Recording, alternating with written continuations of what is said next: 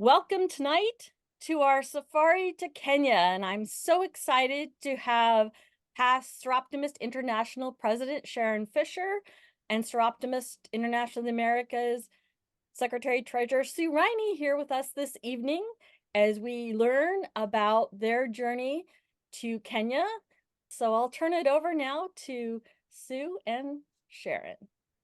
Thank you, Karen. And I'm going to get the PowerPoint up and share my screen. We have some videos to share as well. I put them in the PowerPoint, but it was crashing. So I took the videos out of the PowerPoint, and we're going to do a little bit of going back and forth. So let's see here. Okay, gonna go from the beginning. Okay, can you see the image of this wonderful group of people? Yeah. So thank you for inviting Sharon and me to share about the adventure we had this past fall on an amazing study tour to Kenya with this team from SIA pictured here, along with Kayenga Wasiki, who is on the right. This was taken on the last day of our trip, and we're still looking happy and perky and that we like each other. But before we jump into the details of the camp and its impact, Sharon's going to take you back a bit to remind us all why we traveled there. We want to share a bit about the bigger picture of what it means to be a global Seroptimist and why our awareness of and involvement in projects such as this one are so important. Thanks, Sue, and thanks, Karen, for the invitation. A couple of these first slides, some of you may have seen before, not to mention Melanie's name, but they sort of fit in what we were doing. So first of all, the Seroptimist clubs exist in over 120 countries around the world in our 5 federations. And we could say join Seroptimist and see the world.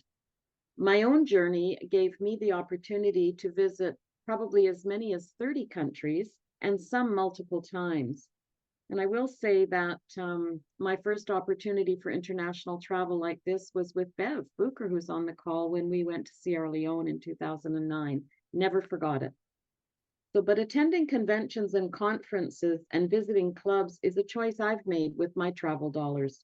And it's another place to meet new friends and greet those that you met last time.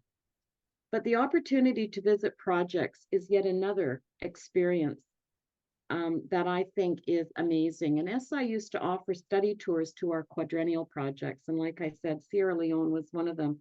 And I always felt that if I ever had the chance, I'd like to replicate that trip so others could have the experience. But we'll get to the aspect of the trip to Africa shortly. But engaging in all of these opportunities that are offered to us help you become a global Seroptimist. And to do that and become a global Seroptimist, you have some work to do. But it's so interesting, and the people that you meet along the way really expand your thinking. You find out about issues, not just your opinions, but the perspectives of others also. You learn to respect cultural diversity and understand the way people and countries are interconnected and interdependent. You understand global issues. You advocate for greater international cooperation and advocate for implementation of international agreements, conventions, and treaties. And you're unable to advocate for a cause if you don't have a grasp of that issue. And some of these issues were highlighted in the Road to Equality President's Appeal during my term as SI president. The other benefit about learning about these issues is people will think you're really quite interesting, since you can't help but learn along this journey. And it's just a matter of participating, learning, and asking questions. And there's no magic bullet out there. And if you think those at the top are any smarter than you, guess again. They've just asked more questions and had more experiences than you.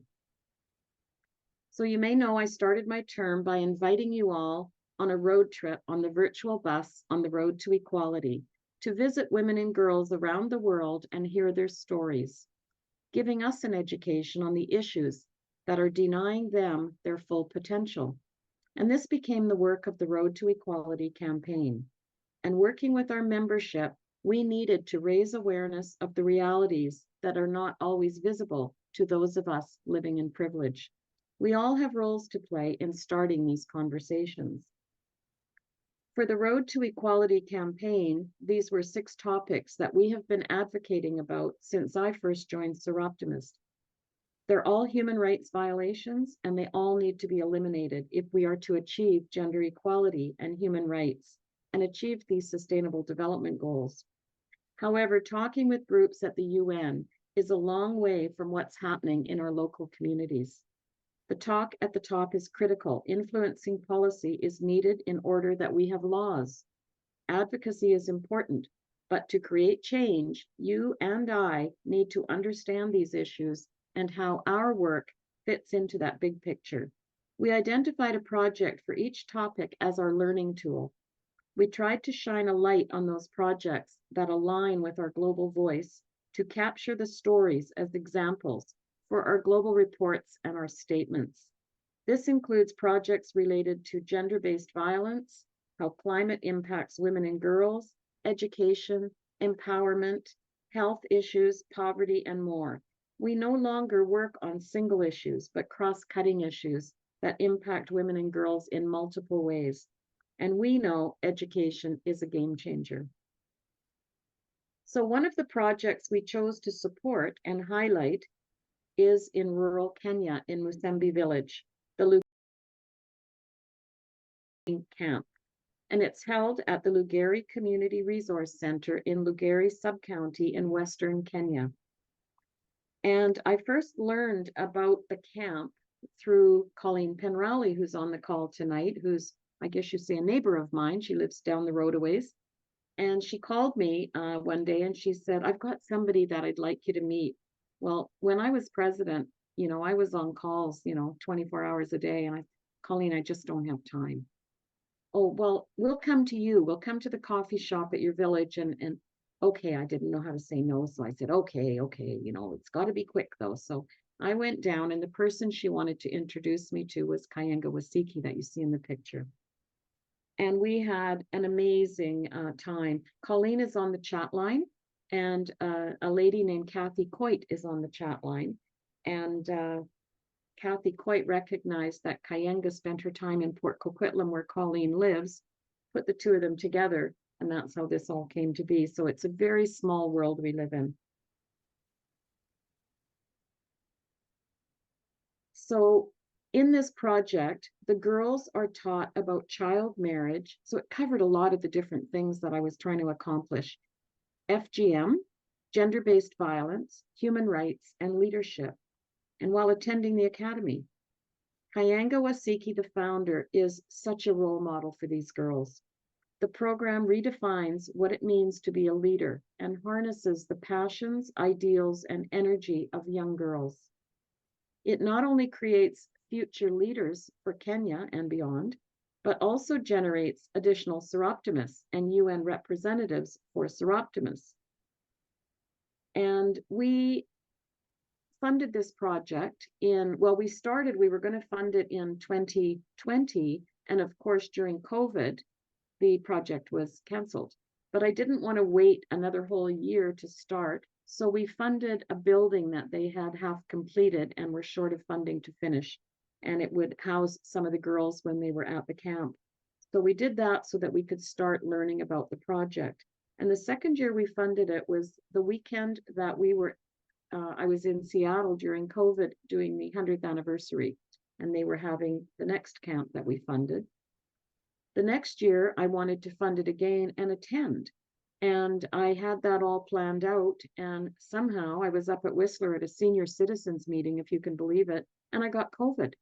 And it was about 8 weeks before the planned event. And I really thought I couldn't go because I just didn't know what the rules would be, etc. And so I passed, but there was just enough money left in the kitty to do one more year. So rather than pick a new project, I said, okay, let's do that next year, and I'm coming. And so Kayenga was all excited, so that was great. So when we were in Dublin, I was on the stage and I was reporting my final report on this campaign. And I said, if anybody wants to come to Kenya and join me on this trip, come and find me. And 8 people did that. And it included 3 Northwestern Region members, Jim and Sue Riney and Connie Panicky from Port Angeles, who's on the call tonight, because now we're lifelong friends, you see, and we do everything together because that's how it rolls. And also on the call tonight is Michelle Strasser from Florida, who was with us, and Vivian Walczewski from Michigan, who was with us. So it was so good because I knew I hadn't met Connie before. I'd met Michelle, but we hadn't had a lot of time together. But it was just a wonderful experience. We had an amazing group to travel with. So our goal was to observe the camp, but also to participate. We wanted to get involved. And we'll share how we did that in just a bit. But first, Sue is going to provide an overview of the camp. So 2023 was the 12th year for the camp, which started back in 2010. It did miss a year due to COVID, as well as a year when a fire destroyed their facility. This past year's camp ran from October 27th to November 6th, and the dates can fluctuate each year based on when the government sets the school calendar. And we did not know for sure what those dates were going to be until just a few weeks prior to traveling. The camp is for girls aged 13 to 17 from across Kenya. High school principals throughout the country are requested to select 2 girls who are not necessarily the strongest academically, but who hold positions as leaders in their school. There's a maximum of 2 girls from any one school, so all attendees are going to make new friends from different parts of the country. In Kenya, a large percentage of girls attend boarding school for their 4 years of high school. And as a result, the girls taking part in the camp were coming directly from their school to the Lugari Center. Some traveling overnight by motor coach, others coming by motorbike from really remote locations, but the majority arrive via the frequently seen these colorful 14-seater minibuses that keep Kenyans moving around the country. And this past year, there were girls who lived close to the Kenyan border with Somalia who were on a bus for 48 hours straight before they got to Nairobi, where they then traveled for another day to reach the camp. That's really commitment for wanting to be there. The girls sleep on mattresses on the floors of the halls of the Resource Center. Most only have 1 or 2 changes of school uniform with them. And you can see in the pictures there, a number of them are wearing them. They're all varying colors and types that they bring with them.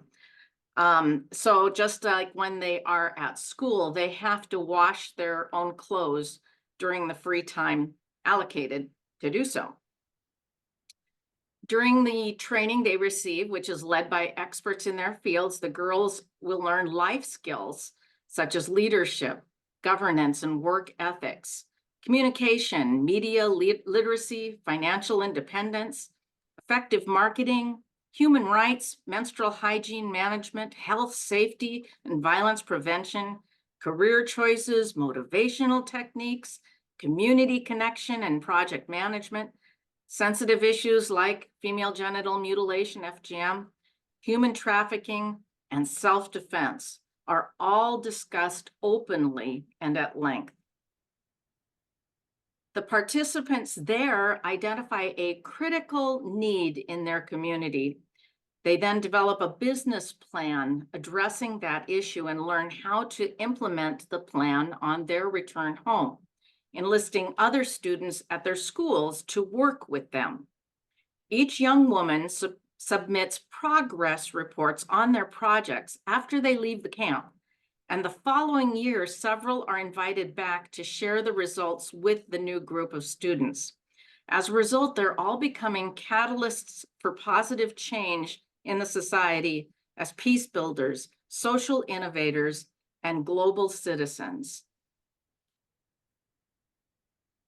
And during the last couple of days of the camp, the girls nominate those they feel deserve to be named Girl of the Year.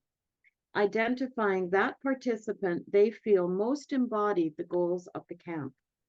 The girl they elect is announced on the final day and honored during the closing celebration. Girls who are in the camp as alumni girls of the year volunteer each year to assist at the camp. So these are girls that have been the top girl and they've come back, some of them annually actually. And I'll just share a couple of stories of these two particular girls. Khadija, and her project was teenage pregnancy. She says it's got so many negative effects to young girls, and she saw the need to create awareness on the subject. It affects school attendance, academic performance, emotional behavior, and more. And after visiting several schools and talking about this, the cases of teenage pregnancies became significantly reduced and are still to this day minimal. So that would be a project that she developed while she was at the camp. And what she's doing right now, she's following a nursing course. And the takeaway that she had is, I should never doubt that I am a valuable, powerful, and deserving of every chance and opportunity in the world to pursue and achieve my dreams, and that my dreams are valid regardless of the background I'm coming from. And currently her projects include, because now it's 10 years later, her projects include an orphanage, HIV/AIDS awareness, and healthcare. So she's continued with her community volunteering. And they were also asked, what do you want to be in 10 years' time? Where do you see yourself? I see myself having achieved my dreams, giving back to the community, and to have empowered so many young girls and let them know they are everything that the world needs, and they should make those powers move and be excellent. And the other one we're going to profile is Feni Ogembo. And I think one of the previous webinars, Feni was on it. She's now the president of their new club, but her projects were health awareness, mental health, menstrual hygiene, I mean, you know, the whole list, but was creating awareness. And they went into the university, and 3 of the girls went to university after she spoke to them, and they now want to come back and work with her. Her takeaway was it's built her up to be an informed and empowered woman. And currently she's a social worker running many community-based projects. In 10 years, she wants to be, this one was kind of cute, a business lady running a bakery and CEO of an NGO. She says the program should be extended to other countries. And this goes on and on. We got a whole newsletter full of these stories, and they were just absolutely amazing. Ruhe is the daughter of the current camp director and the girl of the year from 2014. And get to the right page here. And she is, her project was peer counseling, and students would counsel their fellow students, since it's often easier to open up to your peers. The school brought in professionals to help her with the venture. She thinks she had a great impact, helping fellow needy students by simply giving them a listening ear. They had joint experience discussions with partner schools and furthered their training. And she still uses the techniques learned, even with friends, just to make the world a better place. She says, imagine a world where you feel free to share anything. A solution won't necessarily be given, but knowing there is someone you can always go to is just comforting. A problem shared is a problem half solved. And she says, we can do anything we set our minds and hearts to. Women are the strongest individuals, even from our struggles with inequality, careers, family. And don't get me started on menstruation and issues to do with that. Being around so many different individuals from different schools and countries, and even the professionals that mentored us, I learned our struggles are the same and we should embrace them. The candle lighting at the end of the ceremony was it for me, such a special moment, reminding us we need each other to make it in life. She's currently at Egerton University studying wildlife management and enterprise. She works part-time as a freelance content writer and a nail technician to make some income for herself. And she's currently working with a club in Nakuru to plant trees, donate sanitary towels to schools, and visit children's homes. And in 10 years, wow, she says, I'll be 32. By then, I hope to have figured out my life fully. Though they say life is a journey, I hope to have a business empire, be independent, and pioneer projects that serve to uplift my whole family and the community at large, such as being one of the youth leadership training sponsors. if I could own a private jet by then, blessings upon blessings, she says. So those are some of the stories and the flipping from when they're in the camp at the age they're at and seeing these girls 10 years later, to me was really, really amazing to see how they turned out and how they may have turned out without that camp. Let me see where I am. So she also, Ruhe, just last week, and Bev, you'll know about this, participated as a UN Youth Changemaker attendee at the UN Civil Society Conference in Nairobi. And we remember that as the DPI conference. It's now the Global Communications Conference. Some of us were at it in Salt Lake City several years ago, but it was in Nairobi this year. And she was selected to be a youth changemaker. So she's come from the camp to do her thing. And now, right now, she's engaged at that international level, which is absolutely amazing. Sue. So now on to our trip there to experience all this. Our team began our journey with 5 of us meeting up at the Vancouver airport on October 31st. That was our Halloween. And that's me, Sharon, Jackie DeMartini, the one standing in the back. She's from California, Connie, and Jim. We went on to connect in Paris with Vivian and along with Michelle, who are on the call today. Lastly, we had Lola Abrahamian, current governor of Camino Real region, arrived in Kenya a few days after we did. So 22 hours after we left Vancouver and still looking pretty perky, we landed in Nairobi with what looks like way too much luggage. But to be fair, about half of what we had in hand contained supplies for the camp, as well as for other community projects that take place at the Lugari Center. The next day, we flew from Nairobi to Eldoret, where we were greeted by Kayenga and Kathy Coit, who Sharon mentioned a while ago, helped with her introduction to Kayenga. Now, Kathy is a Brit by birth, and she was a member in the Golden West region here in the United States, but then went on to retire in Kenya, and she's now a Seroptimist there. And she's been working at the camp with Kayenga for a number of years. Kayenga built her wellness retreat where we stayed, that home there on the upper right. She built that in 2017, I think was the year she said, and it is a beautiful home. And it had at least 8, you guys can correct me, but I think there was about 8 ensuite rooms like the one pictured here on the bottom left that Jim and I stayed in. Kayenga lives in another home behind this one with just about as many bedrooms, if not a couple more. If it was too rainy or windy, we ate inside the home in the dining room, but all of our breakfasts and most of our dinners were served under the tent on the front lawn. We ate really well and often. Breakfast would be served about 8 or 8:30 or 9. And then morning tea was at about 11. Lunch at 1 or maybe 2. Afternoon tea was at 4-ish and dinner was 7 or 8 or so. We were always on Kenyan time, as they said. And we learned that ground coffee was scarce and expensive.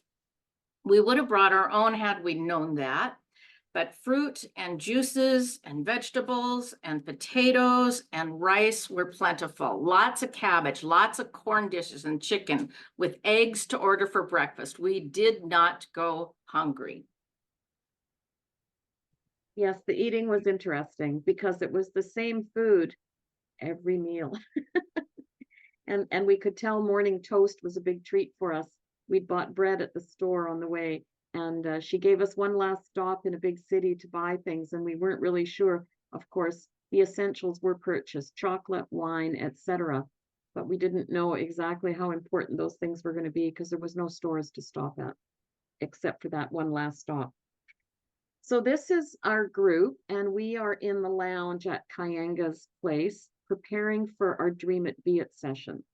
Because we had decided that we were going to do a Dream It Be It session. It sort of started, Kayenga had sort of picked up the lingo from visiting us in Western Canada region and felt like she was doing a big Dream It Be It, but my club wanted to, hadn't done Dream It Be It yet, so we decided we would sort of sponsor it and go for it, but everybody joined in. If you can imagine 8 SIA leaders coming together trying to decide who was going to be the leader, it was actually quite fun because we took the curriculum, we went through the entire curriculum, and then we each took a section and talked about it and learned and decided how we were going to present it.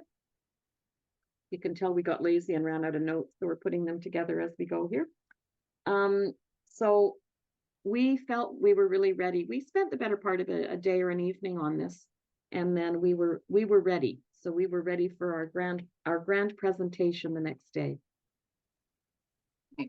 So what we're going to show you now, I'm going to go to this video, is what happened the next day when we got to the camp. And they had a very formal welcome for past SIA president, or past SI president Sharon.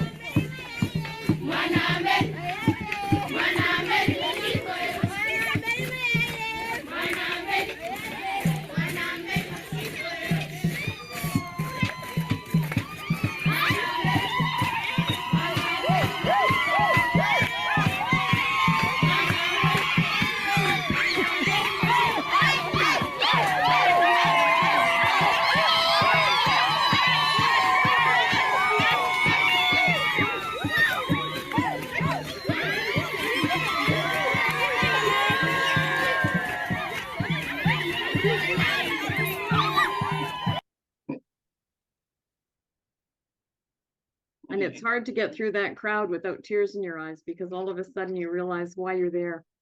Yeah.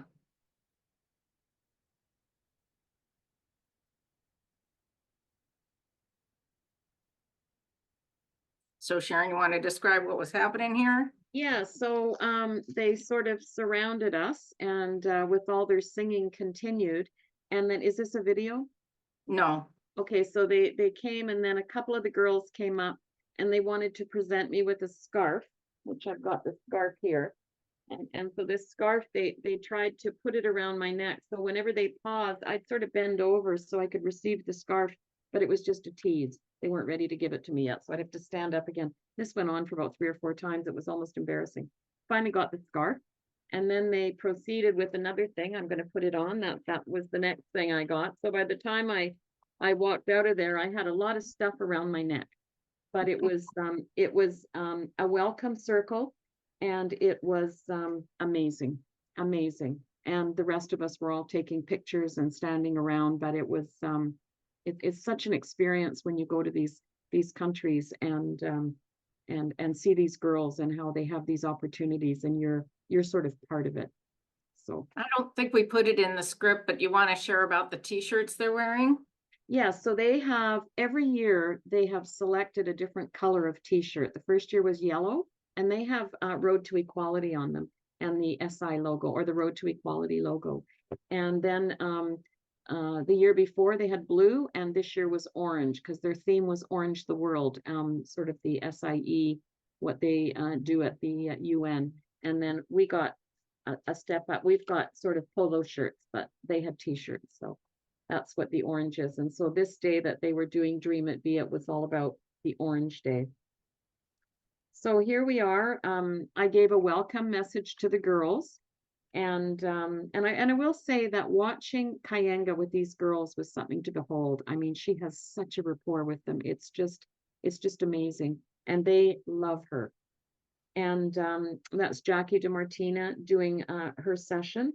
She did the session, I think we've got the converted on the call, but it was SMART goals. So she had studied her part of her module, and she did a full presentation on that.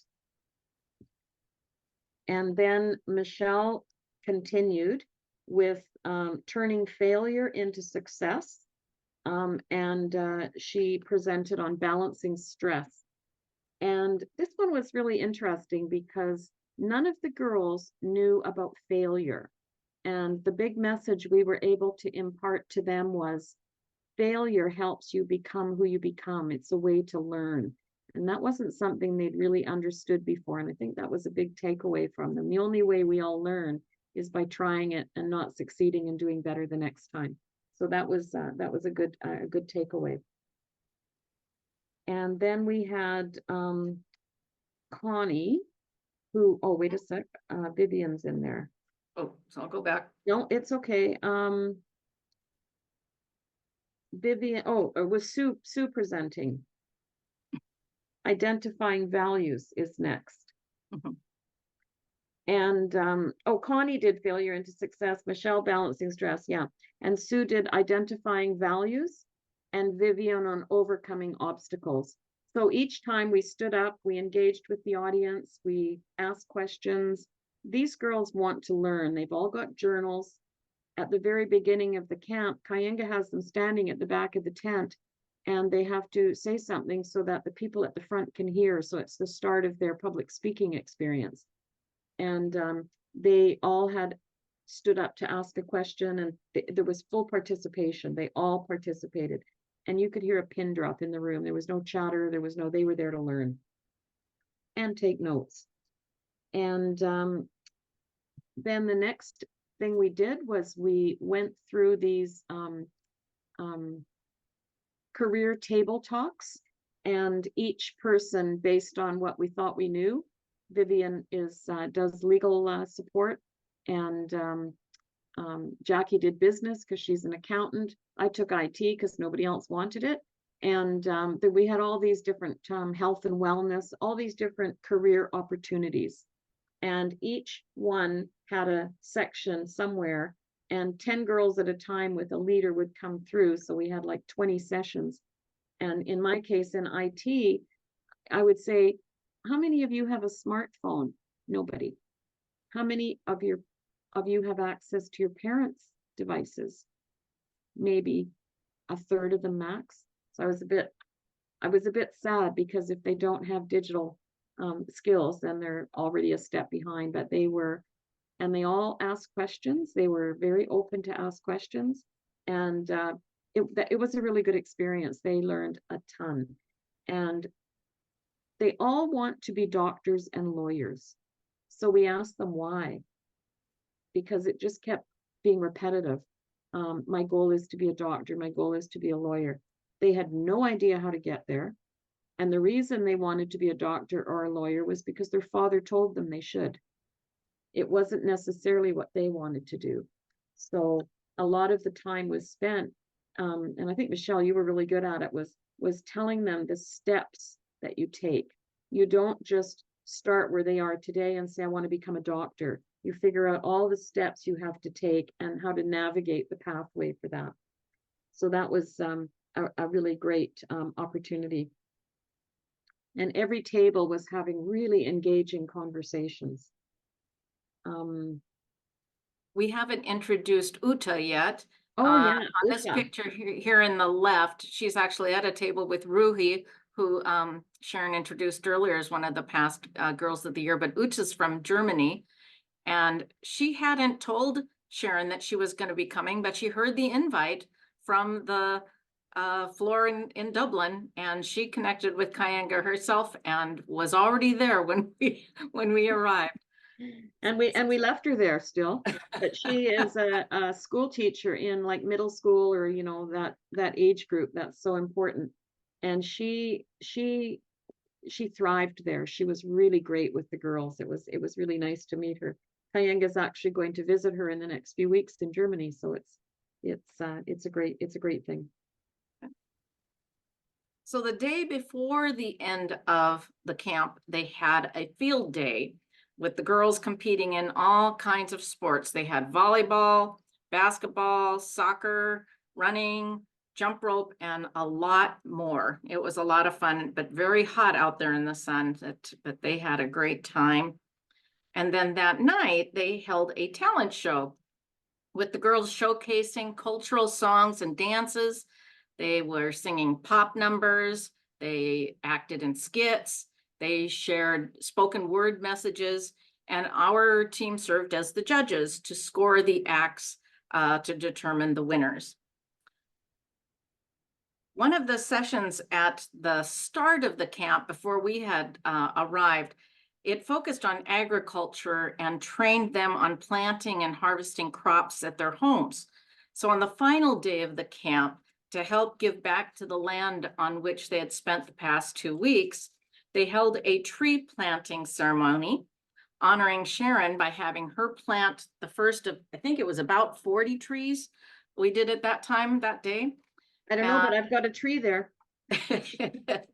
And as they had been doing throughout the time, all the time we were there, they were singing and dancing throughout the day.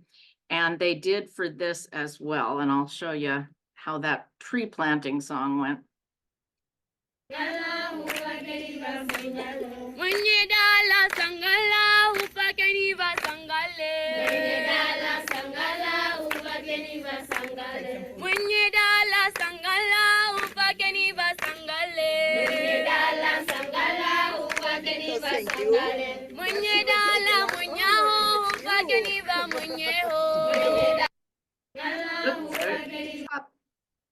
We wish we knew what the words meant. We believe many of them were faith-based songs. They did a lot of praising, but we didn't know what the words were. They were just a lot of very happy songs. So then we moved into the culmination of the event. And Sharon, you're going to take this one, I believe. So this section of the camp was about Days for Girls and the kits that Days for Girls provide. Kayanga is a country leader for Days for Girls. And additionally, they were taught during the camp how to sew underwear, because if you notice, they all wear those long skirts, and underwear is something they can't afford to buy. There's not a local store to go and buy it.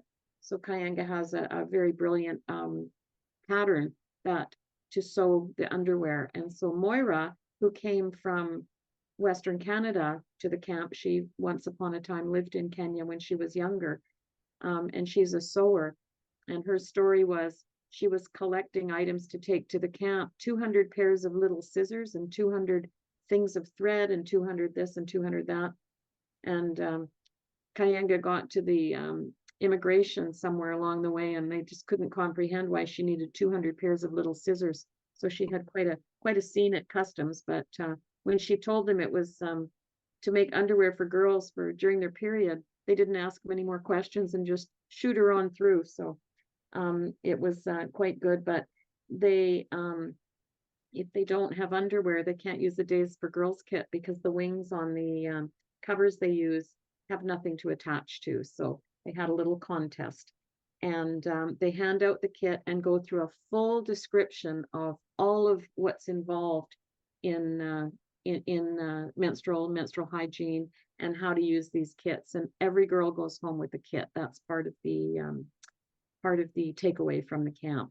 And these kits were lasting for 3 to 4 years. They say now they're getting 6 and 7 years out of them. So it's quite amazing.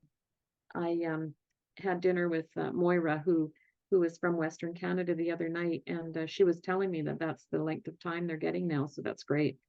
But then they go back, they can teach their friends how to make underwear. So it's out of an old t-shirt, because they use the band of the t-shirt and et cetera, et cetera. Some of them decorate them.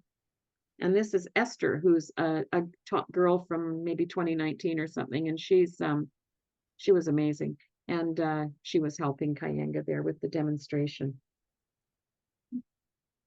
Oh, and then they got little cards within that kit on how to track their cycles, so that they could anticipate when they were going to get their period, which was really good too. And she spent time elaborating on if they identified any variations in their cycle to let a doctor know, because uterine cancer is a major concern in the country. And so they're trying to get the girls educated early. May I add something really quickly? The words of the song mean, let the owner or the host of the home be happy to allow the guests to be happy. That's what the song means. I knew somebody got the words. I was thinking it was Uda, but it was you, Connie, because you were really after that. That was the one they were doing during the tree planting? I think Connie? so. Both. Okay. Yeah, Yeah. both. They sang it when they were surrounding us in the orange shirts, and then they sang it during the tree planting. Okay. Okay. So then during the graduation ceremony, each girl was called forward. Each one of the 200 came up individually to receive a certificate, get her photo taken, and receive her Days for Girls kit. And Kayenga rotated each of us out to be a presenter, along with some of the other dignitaries that were present. We then moved inside the facility for the closing ceremony, where the Girl of the Year from 2022, that's the one, the shorter one on the right, she turned over the title to the 2023 Girl of the Year there on the left. And Kayenga had inspiring and encouraging and challenging words to share with the girls at many times throughout the camp. As Sharon noted, they listened to her every word. And her final message was shared in candlelight as the flame was passed from camper to camper around the circle. And they were instructed to carry the light back with them to their villages and schools. It was really a special moment. And on those last 2 days, we had opportunity to capture the thoughts of a few of the girls on what they'd gained from their time at the camp, what they have as dreams for themselves, and why other girls should want to attend the camp in the future. And we've got a video here of that to share with you. And hopefully it's not herky-jerky, but let's see what we got. My name is Michelle Letitia, and I'm here to get a girl empowerment from my mentors. And I'm happy to be here because they empower women to stand on their own and be self-dependent, and you will not have any problems in life as a girl, and any teacher as a girl, and you won't face any challenge because we're advised by doctors, teachers, policemen, engineers. Here we have a good time, and we utilize our time well, and we're happy to be here. We're learning new things and being advised new things about women empowerment. So my experience here at Rugari was so nice. I had a fantabulous moment. It was so fabulous. I enjoyed the most. And what I want to urge other girls to do is to have that heart and like to have that passion in them, that one day, one time they get a chance to come here, they utilize it, because this place is so nice, so enjoyable. I like it, and they'll come here, they'll enjoy like me. Thank you. Hi, so I'm Sophia Rose Howie. I'm in Kenya. I'm from Kisumu City. What I've enjoyed most in this program is making new friends, being empowered, the lessons. It's so fun, especially making new friends. And I think that most girls should come to this program because it is very helpful, enjoyable, and it makes us avoid time wastage. You get to meet new friends from all over the country. You get to be empowered and get to know more. So yeah. Okay, my name is Yvonne Tambi. I'm from St. Agnes Girls High School, that is in Shinyalu, Kakamega County. Actually, I would like to encourage other girls to join this camp because we are getting many teachings. We are being empowered as girls to be leaders of tomorrow. We have been taught by many professionals like the policemen, doctors, engineers, lecturers, and all other professionals. Girls, I would like to tell you that you need to stand by your own, believe in yourself, and be the right girl in your life. Believe that you can do and become as a leader in future. Because as girls, we all believe that through us, the nation can still go on. Thank you. And I have to say, in addition to being willing to speak, each of those girls shared their thoughts just impromptu. They didn't rehearse it at all. They were just able to speak from their heart, right? And it was kind of fun too, because just how they hadn't seen a lot of white people before. So they like to touch our skin, and we had such soft skin. They were quite excited about that. It was quite interesting. They're encouraged to be inquisitive, which is really great. So fast forward just a little bit, but we Kayanga had decided that all of these girls that were joining this camp over the last 11 years at the time, they were keeping in touch, and she had the vision of starting a Soroptimist Club with people that had come through her program. And so she collected up all the top girls, and she had a vision of about 25 to charter the club. Her federation felt like it wasn't going to work. They were too young.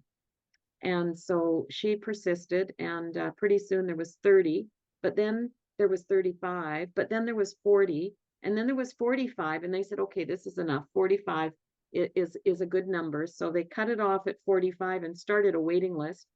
Eat your hearts out for those people that are looking for members. But these are 45 of dynamic girls. There was 38 or so present. This is going to be an e-club, but they also want to come together. So they had come together for the chartering, and this was the day before the chartering, or the day of the chartering, I suppose, where they'd come together. Tawi E-Club, they picked their own name.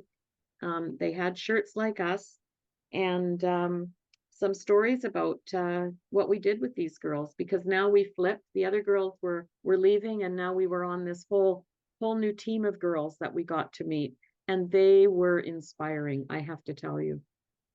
We have so many WhatsApp friends now that we don't even know what to make of it. They contact us from time to time. So they insisted on having, Kayanga insisted they have some projects to launch with for their club, and one of them was tree planting.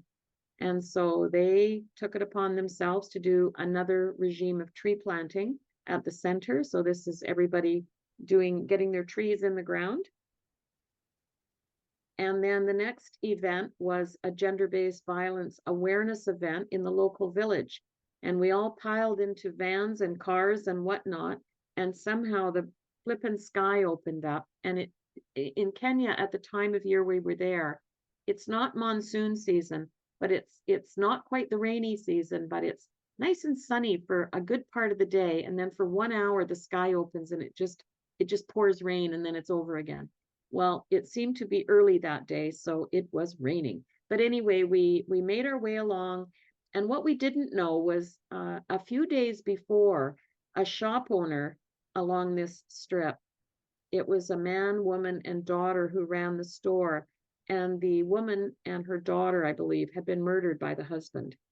And everybody in the village thought we were coming there because of that incident. The man had been put in jail and so on and so forth, but it was quite timely actually because everybody was listening. And these girls had megaphones and they were marching the streets, making awareness about gender-based violence and how unacceptable it is. And boy, did they get attention. And then they lined up. The reason they're underneath that awning is because it was pouring rain. I mean, it was pouring rain. It was almost making lakes out front, but they had their megaphones or microphones, and they were, I don't know what they were saying, Sue, do you? Because it wasn't really in the language we could understand, but they were talking about stories and how violence is unacceptable and so on and so forth. And this was their awareness event, and it was great. And back at the camp after that event, and they've finished their projects and we're not ready for the chartering, and they're jumping for joy. They were so excited to be part of the new club. And these are Soroptimists who are so keen to be Soroptimists. They're eager, they're hungry, they want to participate, they want to do things.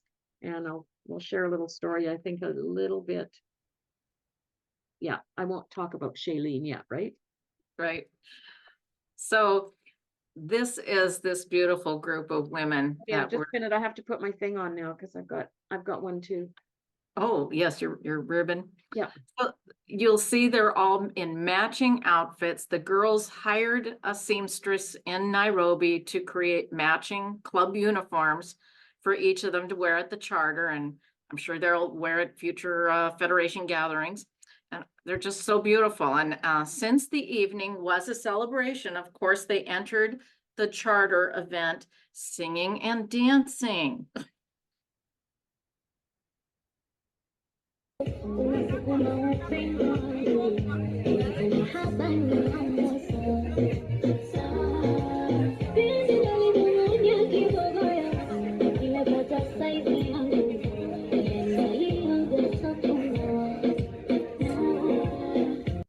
Isn't that cool? They were just so beautiful. And Kayenga was dressed as beautifully as the charter members, as you can see here on the right. And on the left is a plaque that our team purchased to present to the club as a gift from SIA members in attendance for their chartering. They closed that evening, or the chartering event, with a moment that amplified the connection we all have as Soroptimists, no matter where we are in the world.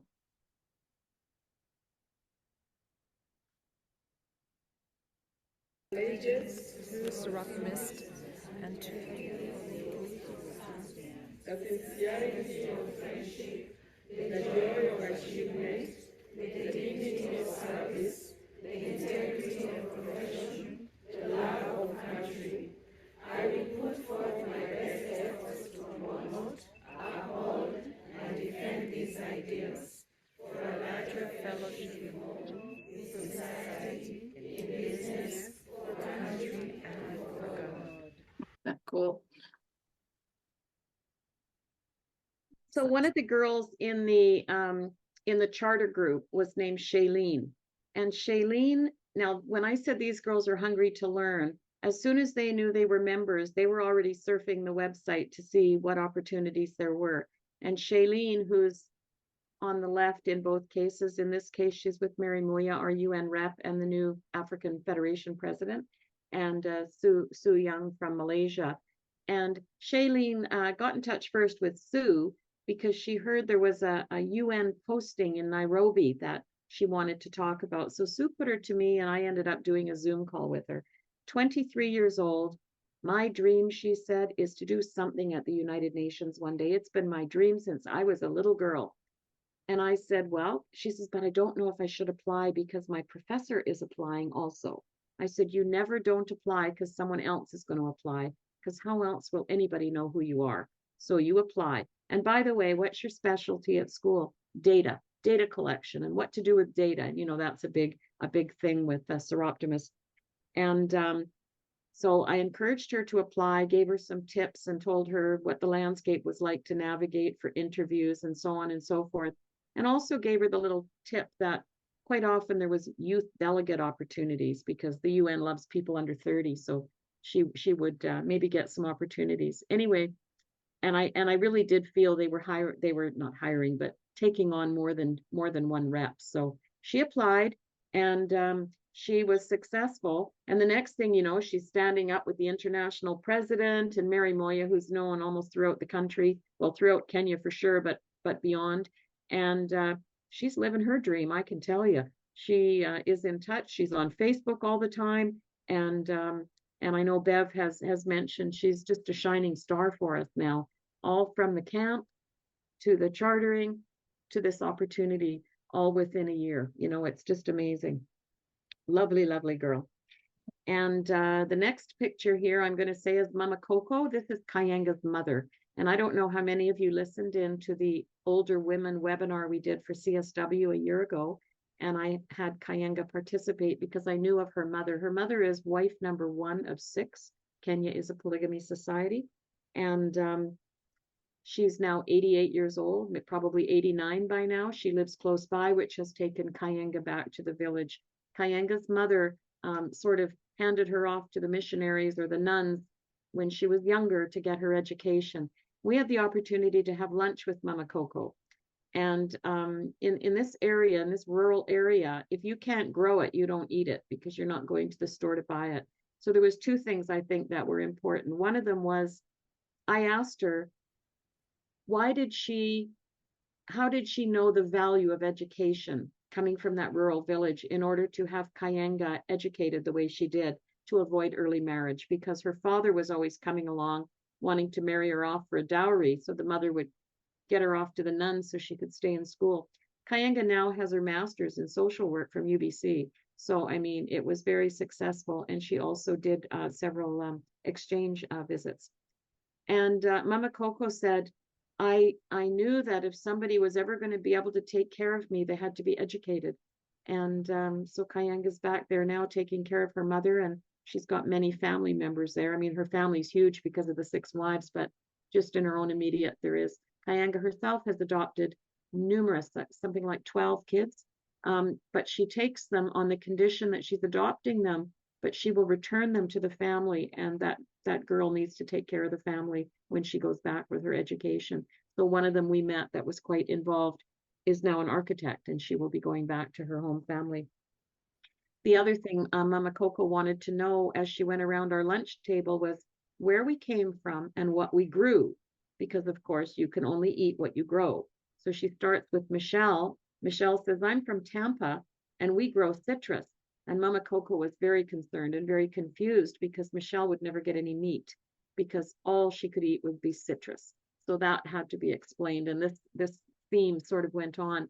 We got quite a kick out of it. And then she got to Sue, and Sue lives on the beach in Whidbey Island. And so she decided to throw seafood out there, specifically crabs. And Mama Coco, she just could not get over the girl that was eating crabs because poor Sue, all she could do was eat crabs.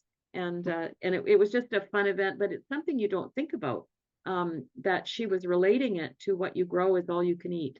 And but she was just 88 years old and a ton of children. I think she's got 14 children herself. And then her husband passed away and left these 6 wives. And what a legal mess that was that Kayenga explained to us. So, and she arrived at Kayenga's place to visit us on the back of a scooter. So, good luck at 89 if we're going to be riding on the back of scooters, but it was great. And the fellow driving the scooter, I believe, is Kayenga's brother. Oh, I never caught that one. Yeah, Okay. I think so. Hi, so that was wonderful and quite a treat. And after we left Kayenga's retreat center, we did have the opportunity to go on a real safari. And it wouldn't have been complete without a bit of it. And we spent 4 days visiting 3 different parks. And we were lucky enough to see all the big 5 animals and a lot more.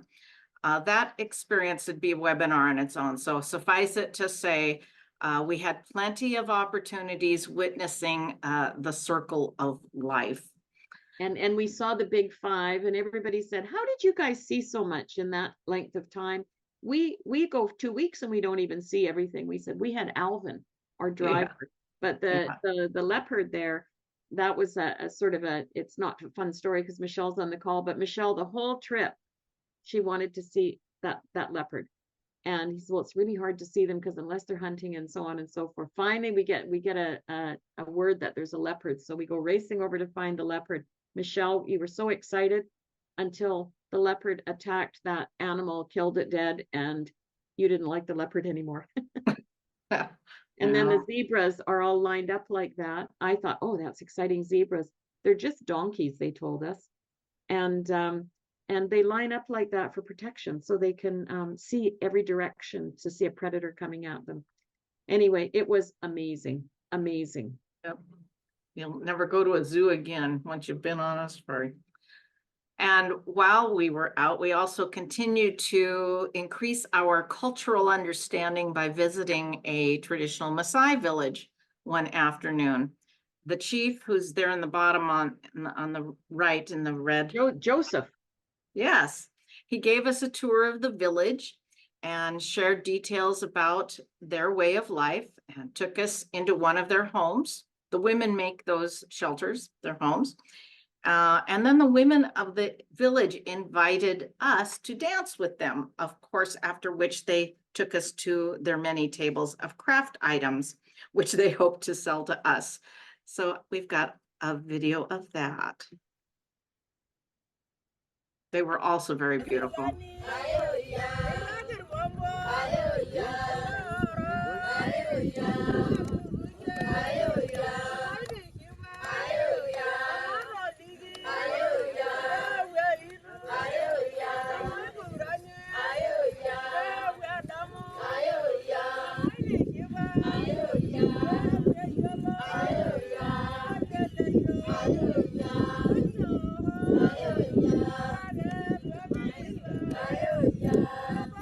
We really thought we were doing that dancing well, so we saw our videos after, and then we thought we looked like old shuffling ladies.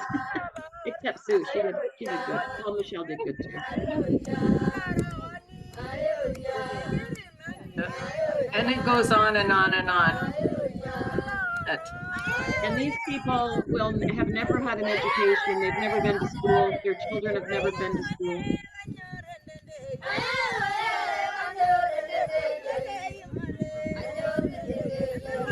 I'll stop that there.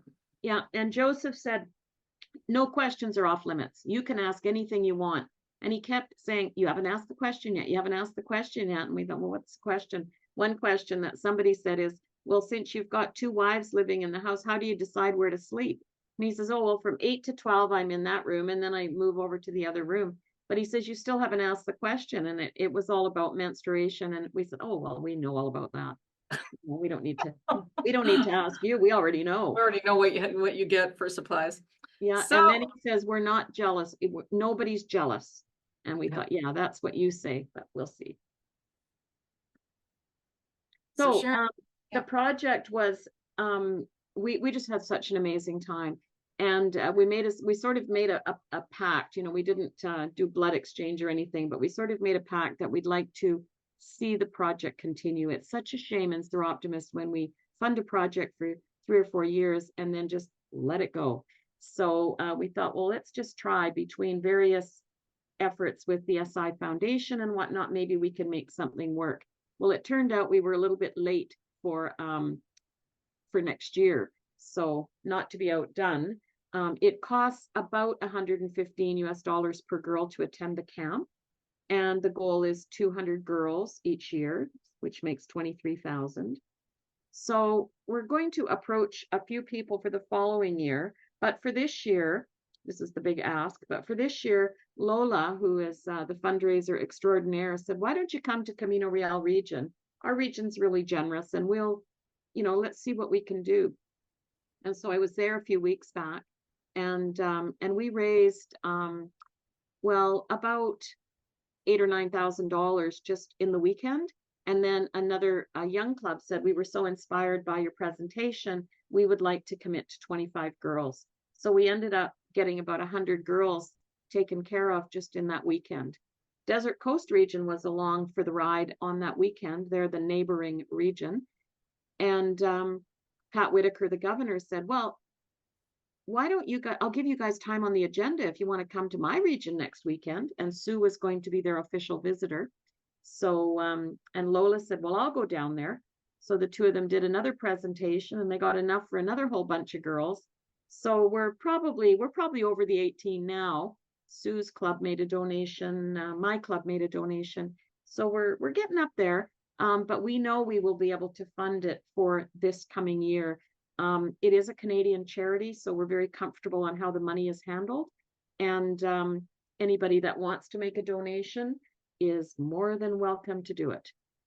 And we will go back. I don't know how I can do all this and then not go again this year. I mean, I wasn't necessarily planning on it, but to keep the momentum going, I will commit to going. Sue, because she's now we call her secretary treasurer, but in my day, they called her the P-E-E, because she's president-elect, and until September 1st. And their board meeting happens to be smack in the middle of the trip this year, because it's the last 2 weeks of October. So her and Ginger Cole would have come, but are unable to because of that meeting. So lots of different people are saying, I want to go, I want to go, I want to go. And so we will put together a call in the next weeks for people that are interested, just so we can answer questions and whatnot. But it will be the last 2 weeks of October. Graduation is October 31st. We'll probably do some activities in advance. I hope to maybe get a meeting at the United Nations and have some events with some of the other clubs in Kenya. And also, of course, because most of the people will be new, we'll have to do the safari again. So we think we can take up to 15 people. So that's where we are. So anybody who's interested can, of course, come. So there's a question. If we want to donate, call Sue Riney. Yeah, if you would like to get that information sent to you, yes, we'd love to know if you're donating so that we can keep a handle on how much has been contributed, but we'll get you the information on what was on the screen and how to do it. We learned something with our club's donation that we were using the online option through PayPal, and it didn't occur to our treasurer that when she input it, that it was in Canadian funds. So it was less than we'd budgeted. So she had to go back and do the difference. So to make sure you do the conversion beforehand. So if you need to contact me, it's real easy, Riney@widbey.net, WHIDBEY.net. But I know that once you do these kinds of trips, you're committed for a long, long time. And we never mentioned Jim's Tusker beer. Jim and Kathy Coit decided to have an alcohol experiment while we were there, and they tried beer in every region.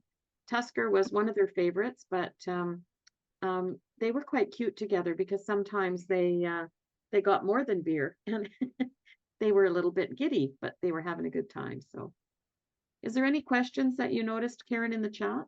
There is a question. Actually, it's a comment. Is the plan to do the Dream It Be It program again? I think so.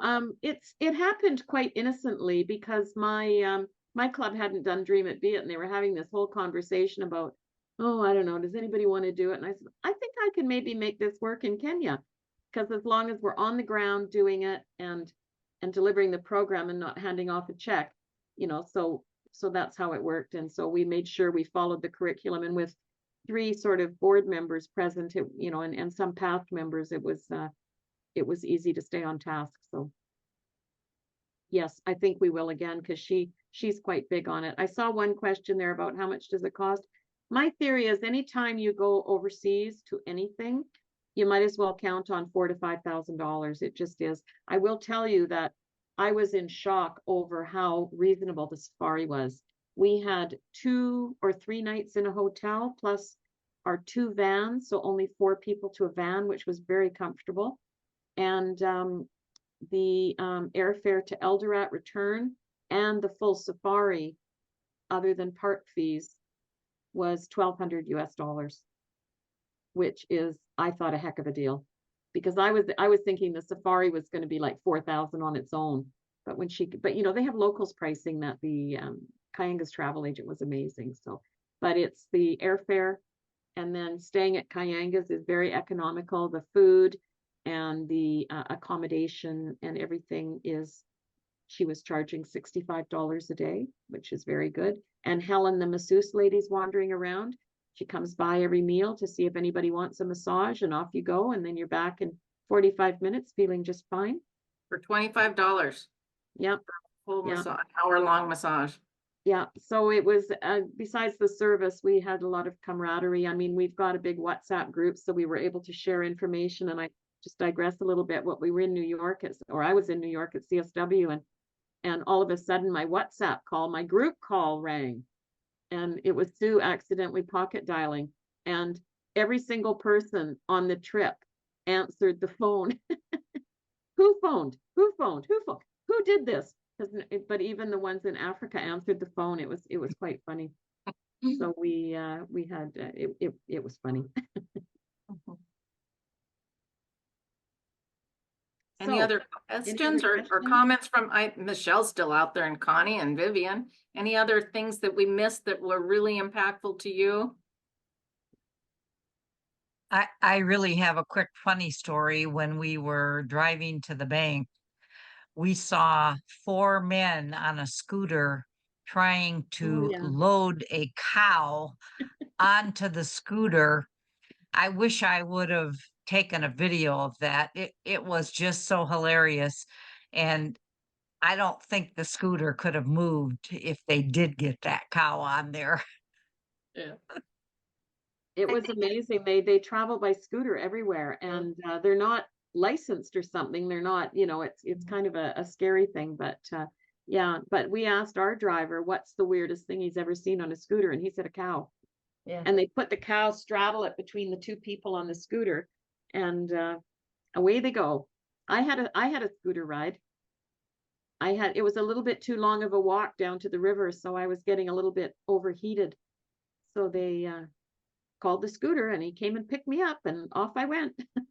One of the enlightening things that I heard there, Ruhi, who I just love, and she's such a beautiful, well-spoken, well-educated person. And she's like, I don't get it. How can people be homeless and living out of a car? She says, that does not make any sense to us. How can they have a car and be homeless?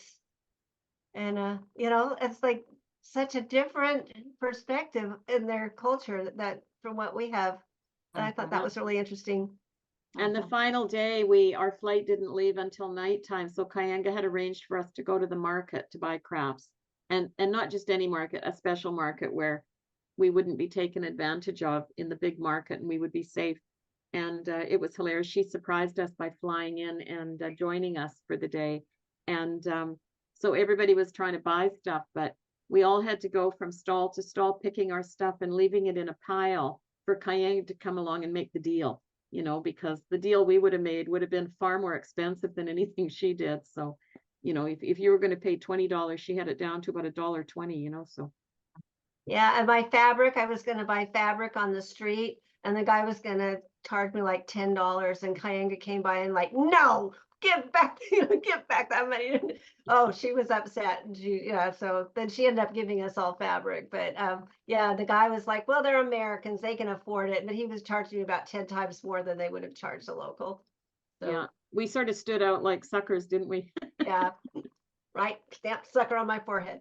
Yeah, yeah. Jim, Well, any it is- impressions you had of being a guy amongst all those girls and the work we were doing? Yeah, just the power that all these young ladies had. You know, the collective power of this camp was just very impressive. The fact that they want to learn, and you hang around people here and they don't care. So, Yeah, it was interesting. One young lady named Blondine, and she I'd forgotten about it, and we were leaving, going through the airport. We were going through the duty free, and out she pops from behind a counter. Hi. And she had made sure she was on shift at the time we were leaving town. And oh, we had pictures, and I said, I thought you guys had your first club meeting tonight online. Oh, yes, we do at 8 o'clock. And I've told my boss I have a very important meeting and I need an hour off at 8 o'clock.